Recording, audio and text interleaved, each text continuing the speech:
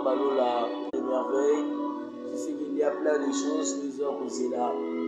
Yo, aujourd'hui, et naïbi que ce qui Nzambalola kuta nisio lelo na berger, na kuta nisio lelo na mosali naïe, et ce n'est pas des choses que vous allez en vain, mais ils allaient justement par sa volonté, ils allaient justement par sa bonté, pour son amour infaillible.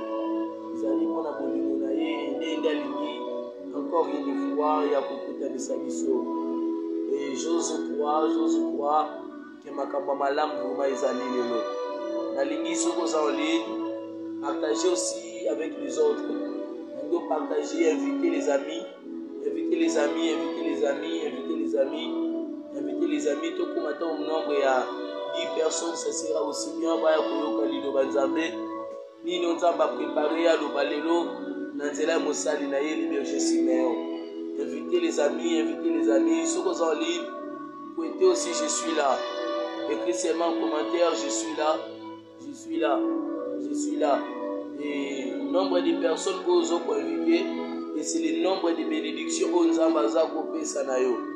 Et j'ose croire à mon Dieu, il y a un Dieu qui ne ment jamais. L'ambition, invitez seulement les amis.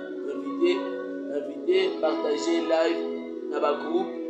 Invitez, partagez dans le groupe. Partagez avec les amis.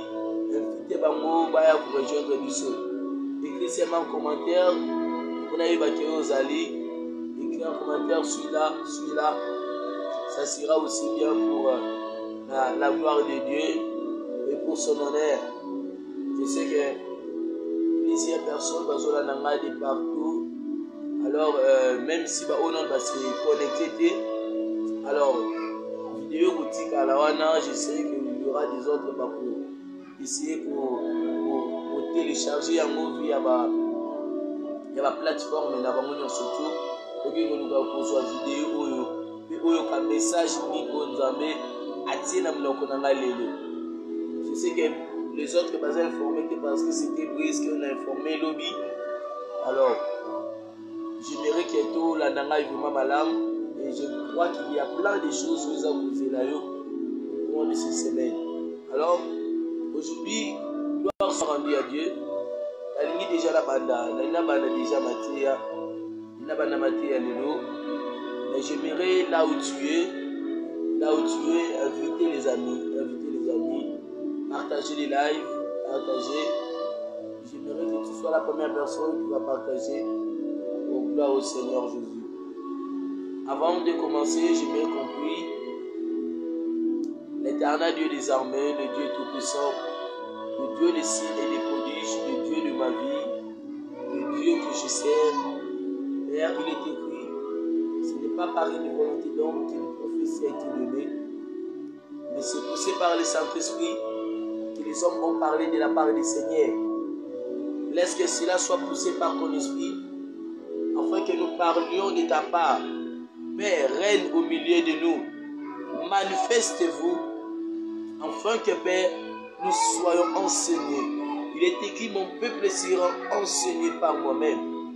Père, enseigne ton peuple, que rien soit de moi, que je disparaisse catégoriquement et que tu apparaisses en ce moment. Is the name of Jesus Christ, au nom de Jésus-Christ, que j'ai en supplié, Amen, Amen, Amen, Amen, Amen. Lelo za béni, semaine o eza béni pour na yo. Na biso lelo, ce que ça n'a pas échoué na semaine o yo ko jouer te. Ce ça ba semaine o yo orata, makambo simba gité. Je t'assure que cette semaine au Tozokota, ça annonce quelque chose dans la vie na yo. Et ça m'a surpris dans la Bible, dans Luc chapitre 1, le verset 25. La Bible a expliqué au 6e mois, l'ange Gabriel fut envoyé par une vierge Marie, au nom de Marie. Et ça m'a surpris, pourquoi est-ce que l'ange a dit première moitié pour visiter Marie, deuxième moitié, troisième moitié, quatrième moitié, cinquième moitié, mais Azoya Kaka na 6e mois. Or, ce total il peut bien, toza pe aussi na 6e mois. Ah, j'ai vite compris que toute 6e mois na vie ya mwana nzambe ezalaka moins visitation. Mais j'ose croire que semaine oyo mois oyo esilela oboye te, nzambe alola azo visiter yo na tous les domaines. Nzambe alola azo visiter yo. Ah, je pensais que kokoloba amen na bien. Nayebi ke nzambe alola oyo nasalelaka azo visiter bomoi ya moto moko lelo. Yo moto oni okomaki na mois oyo, oni okomaki na année oyo, nzambe aprometaki okosala makambo ya minene na année oyo. Mais ti siko non ovivre ya nona te, ti siko non ovivre résultat makambo nzambe alobaki na bila yo te. Na premier mois na mois janvier esimbaki te, na deuxième mois esimbi te, février esimbi te, mars esimbi te, avril esimbi te, mai esimbi te. Mais nazo assuré yo que komi tansko nzambe azotinda ange Gabriel po ange akoya na vie ya moto te po aya kosala présenta. Mais soka na vie na yo eza pour que annoncer sango mo ya malamu. Nga pe nazo la annoncer lelo sango malamu que 6e mois oyo esilela yo boite e oko vivre monene na nzambe. A ozo vivre monene na nzambe. Soki eza na bato esengi ba témoigner monene na nzambe, nazo mona yo oza première personne o témoigner monene na nzambe. A je disais que oza première personne o aotatola monene na nzambe na vie na ye. Et ndenge ozondima mpe ndenge esalama na vie na yo, ndenge ozodute kosalama te, me na ndenge ozondima mpe esalama siko na vie na yo, ana komo omona yango siko nde eza kosakompli na vie ya moto moko. Oh, merci Père, merci Père, parce que une onction prophétique, je sens déjà une onction prophétique, je sens déjà une onction prophétique. J'aimerais qu'on invite partout, ou inviter, que nous soyons un peu massivement. Na banda mate na lingo invité mutu, be invité mutu akota, yebisa déjà les bergers en ligne. Aza déjà na ba message prophétique déjà nzamba aza la kofungola déjà mesoir. Alors j'aimerais prophétiser pour une personne déjà qui sera en direct. Écris-moi juste ton nom. Écris-moi juste ton nom si tu es là en ligne. Écris-moi juste ton nom, écris-moi juste ton nom. Alléluia Jésus.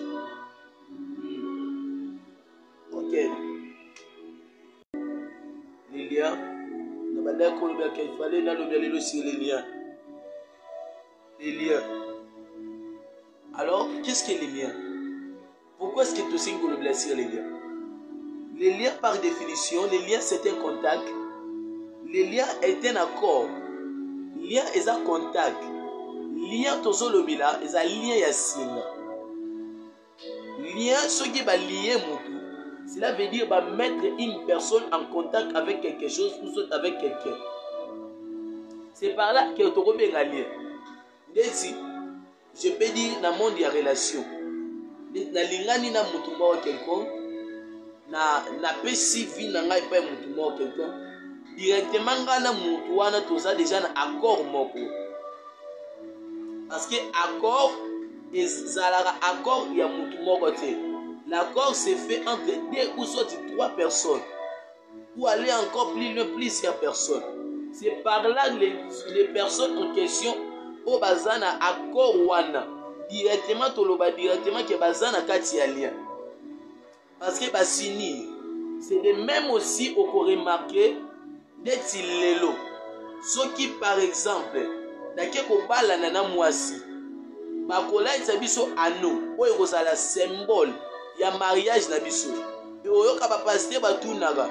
Est-ce que o accepter premièrement ya kozwa mwasi askoma mwasi na yo? Eh, au mona accord pe ya mobali. Akondimba, akola oui na lingi yango. Pourquoi? Parce que akoki pe koboya to pa okikolinga. Parce que aibi ke tant nazo kinde ko sangana na mwana ngani, ezake tozo komane eloko moko. Par là nous allons vite comprendre que ce qui mutu asangani na mutu va créer relation na mutu directement, c'est un lien. Alors les liens, ils allient accord, lien, ils allient contact ya mutu. Et ngana tout nos questions yo osalia na nani. Lelo yo sana lien na nani. Famille nini oyo bimela. esika nini ovandeli? Est-ce que question mutu aza na lien malgré que aza pe chrétien, est-ce que lien wana ekoki kokanga ye to te?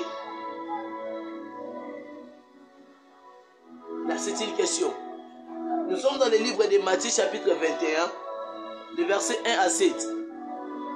Matthieu chapitre 21, le verset 1 à 7. Sotali Matthieu chapitre 21, tout ce qui se passe par là. Et vous allez vite remarquer qu'il y avait une ânesse attachée. Il y a un pati moko bakangaka singa.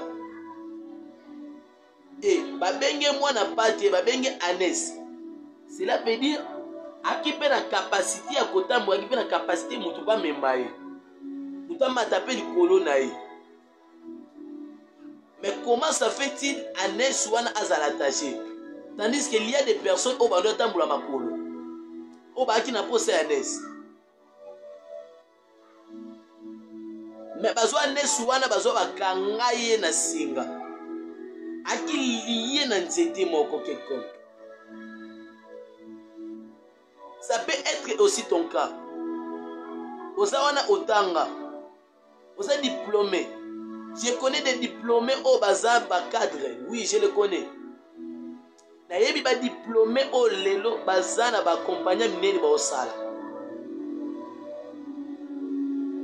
Être diplômé, ce n'est pas seulement dire qu'il faut se la rendre comme université pour son musala malonga.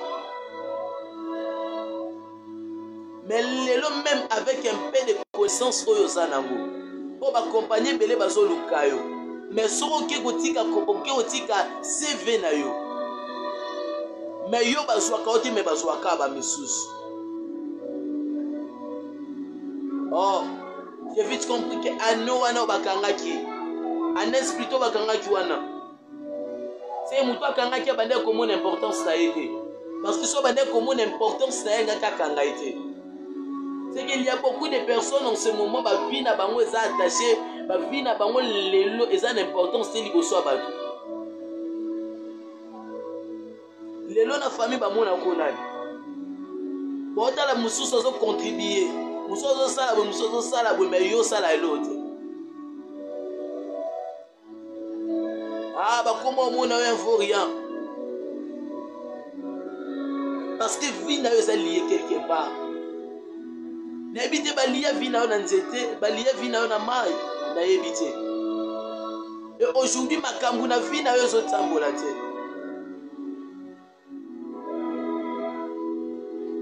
Et oyebi ke ozana bato botanga na bango. Ba collègue, ba camarade, oh omesana na bango kola na bango. Dans la vie na bango na vie na yo lelo zandeni. Muto azana se alien. A vivra toujours la situation jumelle. Ça veut dire même problème et se répète à plusieurs reprises dans la vie.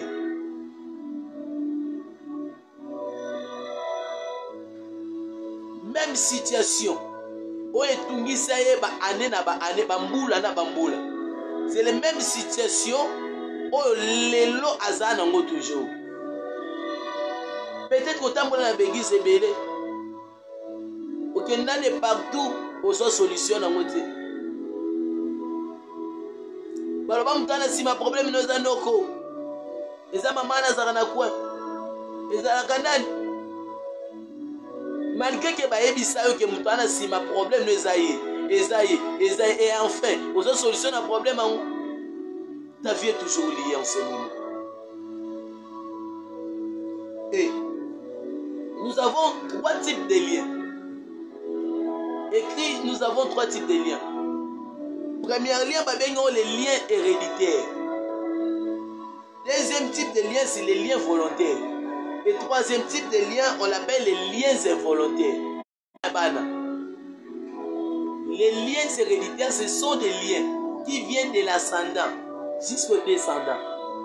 Au monde, un part dans la Bible, dans Exode ici, je ne m'abuse pas. La première génération, deuxième génération, troisième à quatrième génération. Pourquoi? J'ai vite compris que ceux qui m'ont lié quelque part, malédiction wana ekoki kokita ti même na bakitani na ye. Ceux qui lelo vie ya mutu eza lié, c'est que vie na yo kati mutu eza lié pe vie ya bana pe bana na yo. Beaucoup de personnes, plusieurs personnes aujourd'hui ba vie na bango eza lié. Lelo koma déjà na 20 ans, 21 ans, 23 ans, please. O lelo na poto. Moi na 20 ans, 21 ans, na compagnie mine nazo travailler. Mais yo toujours na tongo kosenga papa mongo.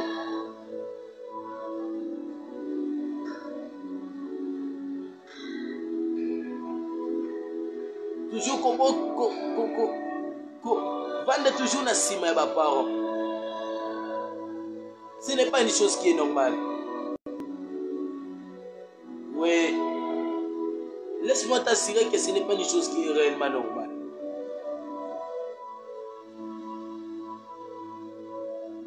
Ce n'est pas une chose qui est normale. Lelo soki bazotanga bato minene na famille na bino. O bato bakoki kobetela tolo. Est-ce que batangaka yo? Est-ce que réellement tu peux me répondre? Ah. Oh, l'Éternel est Dieu des armées. L'Éternel est Dieu des armées. Et lelo bato ebele ba vie na bango eza kobeba. Soki na Ézéchiel chapitre 18 le verset 2. Bible dit nos pères ont péché mais ils ne sont plus. Plutôt la Bible dit plutôt j'ai oublié Ézéchiel chapitre 18 le verset 2 où la Bible dit nos pères ont péché mais ils ont mangé des raisins verts et les dents des enfants sont agacées. C'est un peu ça. On dira plus ces paraboles. Que batata balie manga ya ngai et puis mino ya bana nde ekobeba. Omona la lamentation ce qu'on a ekoloba. Nos pères ont péché mais ils ne sont plus, mais c'est nous qui portons la peine de leur iniquité. Ce qui nous a lobi que baotika obasu parabole te. Batata balie manga ngai mino ya bana baby. Cela veut dire c'était une parabole eux bande ekolobama. Oui. Et puis lelo elobama apena ba via batubele. Batata ngani basali na bango babe. Basali masumu na bango. Basali balie na bango mais balie wana ekokita tina génération na biso. Et puis biso lelo to komi ko vivre makambo bango basalaki.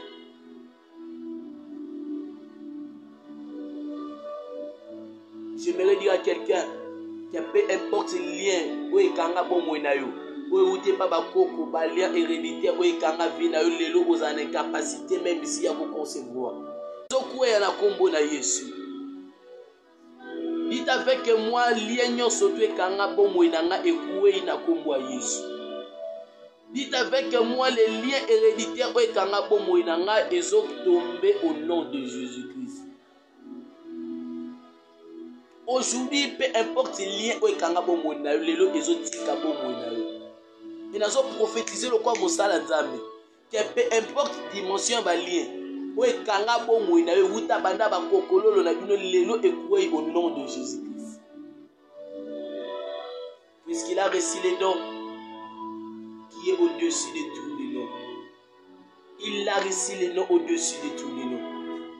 Par le nom de Jésus. Tous genoux fléchissent dans le ciel, sur la terre et sous la terre. Kaya masandeleka ya bushete sima ya kalaba. Alors, si quoi ba caractéristique ni okoye ba muto asa ba lié. So pour reconnaître réellement ma kamnazo le baiser solo. Non, pas ça yo, ma caractéristique, oui, bah, que nous allons avoir, vous en avez un lien avec quelqu'un. Première des choses, esprit de célibat. Est-ce qu'il y a un botan à binopi? Est-ce que vous avez tout le monde déjà bala? Ah, banabasi, mieux vaut, kende, epai mobali asakani na yo epuis azumbu yo aketia oka na ndako bongo sans présentation sans nini sans libala bayaka kosomba mikongo na libota na bino bana basi nyonso tukubanda mama bino mutu moto atikala kobala esprit de célibé banda bakoko ekiti epai ya bana si lelo eza epai na yo dans la même situation ils vivre. C'est ça la même situation. Oh, bah, maman va vivre. La même situation, bah, l'économie va vivre. Est-ce que quelqu'un réellement peut s'élever? Est-ce que c'est réellement un mouton qui est côté les mains? Puis alors, aujourd'hui c'est fini. Aujourd'hui c'est fini. Aujourd'hui c'est fini dans ma vie. Esther alobaki malgré la loi je réussirai. Yo pe malgré la loi au bâtiment célibat na bon mona au réussir au nom de Jésus. Et puis au consomme mon bali ya bien. Ah. Un jour ça m'a surpris. Nazo ya m'appelle moi on a paré. Mais n'appelle wana na maman mon bali nazo ya azo sola na ngai.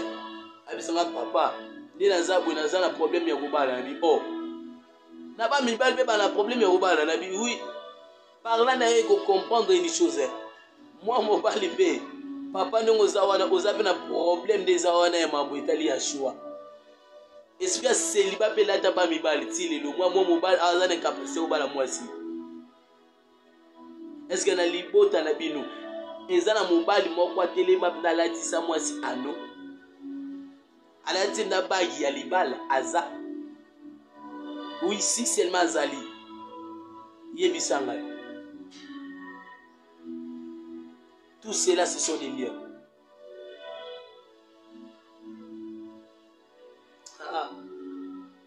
et on remarque aussi comment deuxième caractéristique on remarque mutu a vivra toujours na esprit ya ba malchance. Au moins offre moi ezali offre d'emploi moi ezali baké baninga bakoti ici et comme tourner déjà au déjà kusilisaki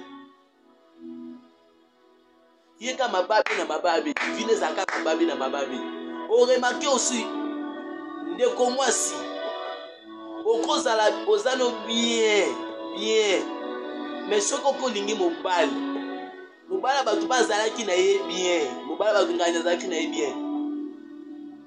Mais yoka tsoka lingi yo il faut via mobali wane beba musala na yebeba makamne so beba osala remarque wana soki okutani kana mwasi moke kontona mobali moke ko présence na yo mema toujours mababe na ba via batu ça marque déjà que nous allons wana si abale moke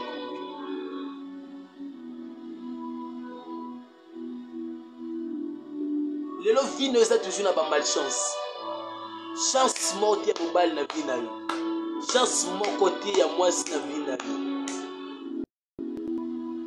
omona baninga bosa approche na bango malamu mais soki kaka yo oye esili présence noka ifo ebebisa makambo nyonso te est-ce que yo mo par exemple oremarka yango te oh bien aimé dans le Seigneur. Est-ce que moto moko soit kanda molimo lelo na ngai alobaki aujourd'hui c'est fini. C'est fini, plus question de liens de loi dans ma vie. Saka baba.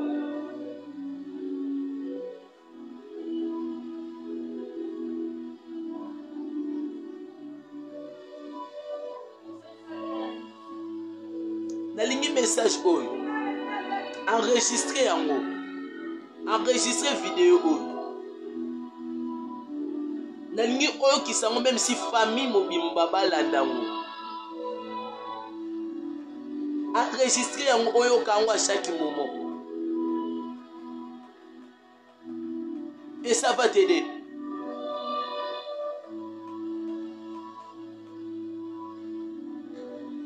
Et au remarquer en ressources, esprit d'ivronnerie, troisième caractéristique, esprit d'ivronnerie.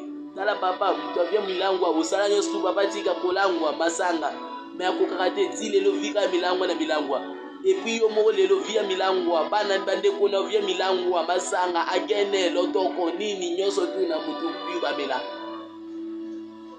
Mutu motaza na sens de responsabilité na famille. Bango nyoso tu masanga. C'est un lien. On a mutu. Nazana posana tika mena kokate. Romains chapitre 7. Voilà lobi malam na zone ngana sala na ko konsa mutu mais mabe na zo boya yango nde na zo commettre toujours. Ah, c'est que l'homme bande ko sala que Paul a commettre toujours mabe c'était un lien parce que c'est par sa propre volonté. Aboya ki yango. C'est par là aussi aux araposo tikelo moko yo kokabotika teti lelo pourquoi parce que il y a vie na yo. On mutaza lié spirituellement corps né azana mouvement salati parce que Bible lobi en réalité dans l'homme c'est l'esprit. Quand la Bible dit qu'en réalité dans l'homme c'est l'esprit, ce n'est plus le corps qui dirige mais c'est l'esprit qui dirige une personne. Ça veut dire mon trois a possédé dans l'esprit il faut diriger, ce n'est plus le corps qui va les diriger mais c'est l'esprit qui va les diriger. C'est pour cela au tindo na masanga. Et tindo na babe et tindo na barabio soto. C'est pourquoi aujourd'hui ta vie est absolument liée. Ah. Ta vie est catégoriquement liée. Ah. Et puis, quatrième type, vous remarquez en haut, quatrième caractéristique, c'est l'esprit d'avortement. Kosopa basé. Combien des émis au sol? Bana nyoso tu.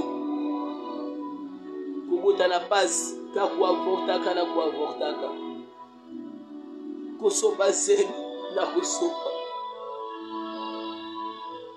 Eba ninga msoba zobota la facilité. Et pourquoi pas yo?